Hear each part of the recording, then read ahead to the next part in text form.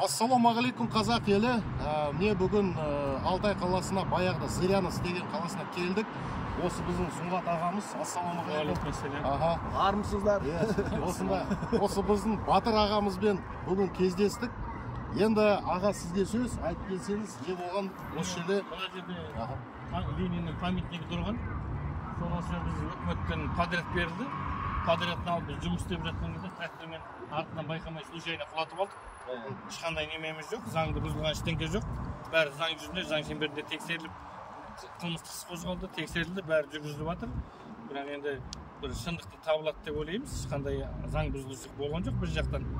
Бәрі жақсы деп ойлаймын. Жоқ, Сұңғат ағадан қолдарын тартсын, бізде мемлекет. Қолдарын тартыңдар. Бүкіл қазақ елі осы ағамызды қолдайды негізі.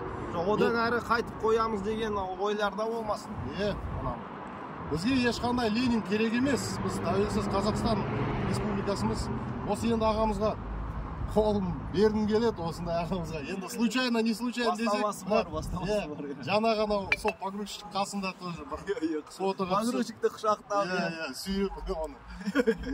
Енді сол, қазір енді біраз қаланы аралап шығамыз. Тағы кейбір жерге барып келеміз. Сол кішкене көрсетсең осы. Центральный аланы кейін. Ассалаумағалейкум қазақ елі, мына орталық алан. Осы жерде біздің өзіміздің ата бабамыздың ескерткіші тұрса қандай керемет болады. Кенесары ханымыз бар, Қабанбай атамыз бар. Осы жерде сол кісінің ескерткіші болу керек деп. Ол біздің ғана талап емес, ол бүкіл қазақ елінің талабы. Орталық аланда өзіміздің тарихымыз, өзіміздің батырымыз, ата бабамыз болу керек. Алаш партияны құрған адамдар болса. Бүкіл қазақ елінің қазақтары қолдап отыр. Бізде бәріміз талап етеміз. Бізге Ленин Владимир Владимирович дейді ғой.